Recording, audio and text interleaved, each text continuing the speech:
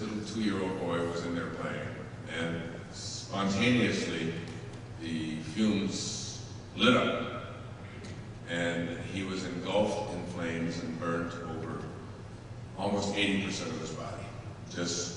He was a torch. Screamed. His mother was outside the garage. She came in. She, good God. And no one thought that he was going to live.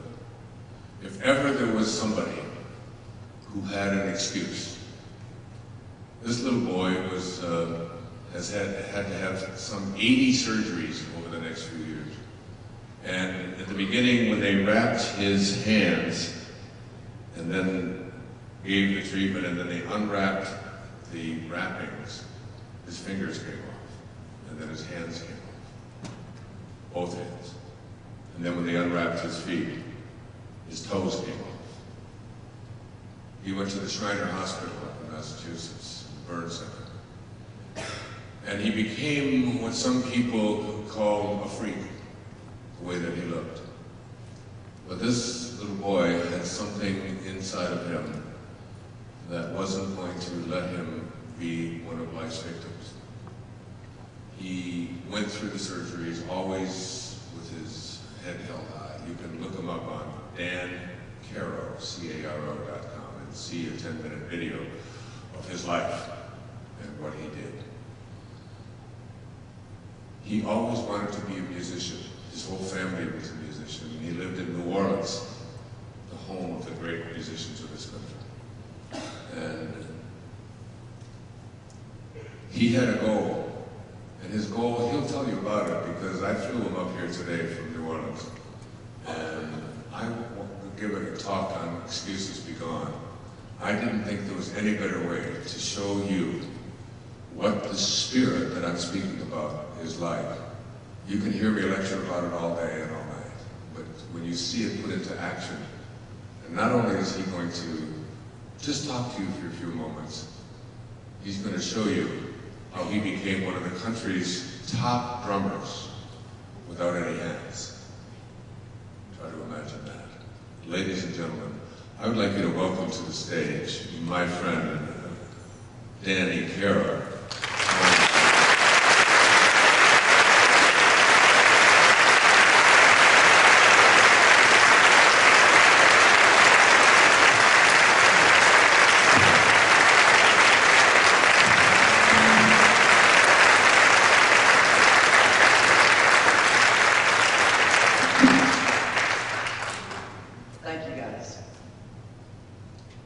What do you say after Dyer talks? He's pretty much covered a lot of things that I wanted to talk about, but it's not an excuse because I'm going to say it anyway.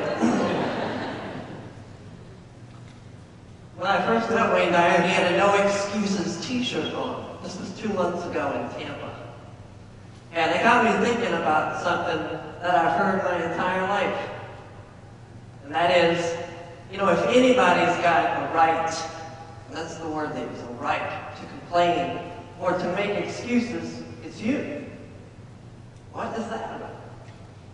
What gives me the right to make an excuse? To complain about a gift? You know, some people might look at their life as a curse. I certainly don't. I literally see this as a blessing, a gift from God. I have so many opportunities to share my experiences with people, with you, that for me to look at this in any negative light would be ridiculous. It would be an insult to God.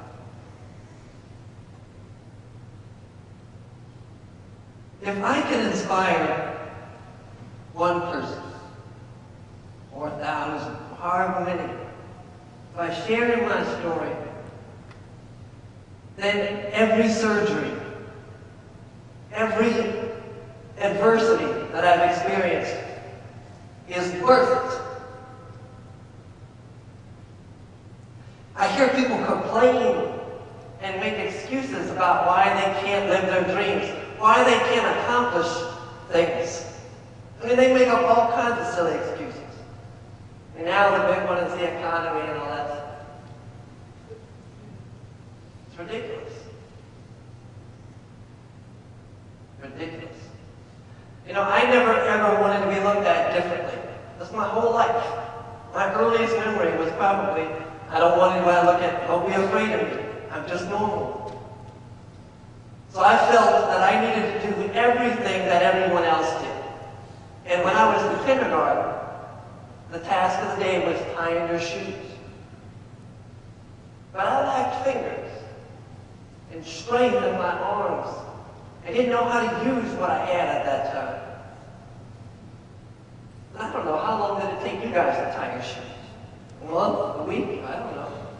I wish I could say it took me a month. I struggled with this for a very long time, and I had so much doubt at times that I wasn't able to do it, that I really thought I should just pull out, not even worry about it, give up. But you know what? In those periods of doubt, I felt a surge of energy overwhelm me. And it said to me, you will not quit. You will not give up. Do this. And 7 years later, I can remember the day perfect. I was in 8th grade at the time, 12 years old. I was able to tie my shoes for the first time because I finally had enough strength to grip the laces and pull them tight enough. I felt liberated in that moment. It was as though God stood before me and asked me, what do you want to do now? I said, well, I'd like to play some drums. But that's a different story. I believe, actually, I know that every single one of us, every human being alive, has access to that loving, abundant God, that source of energy that gave me the strength to survive and to thrive and to stand there before you. And if we can just allow ourselves to step aside for just a second, just a moment, and allow that energy to pour in, then there can be no failures. There can be no limitations.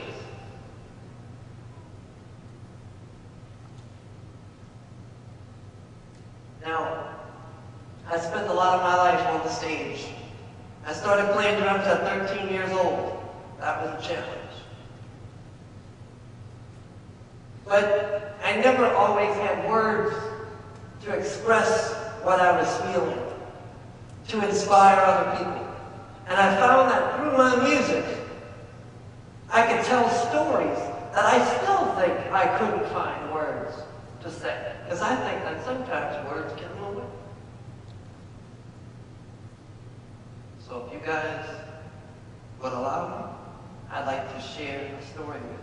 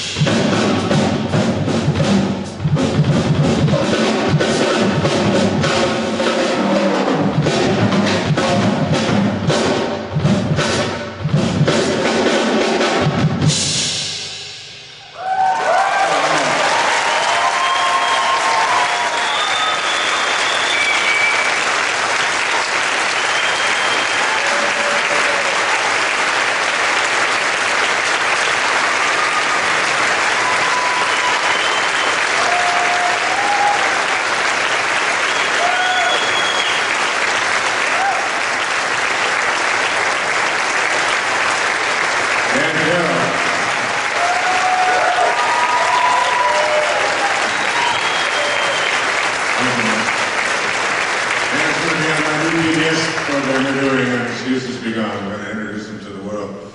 He has to strap a wristband onto his non-hand. And these are drums that were just rented from here. He's never even played them before. So, and he has played in some of the finest musical orchestras in New Orleans. He's considered, Drum Magazine has written him up as one of the top drummers in the United States.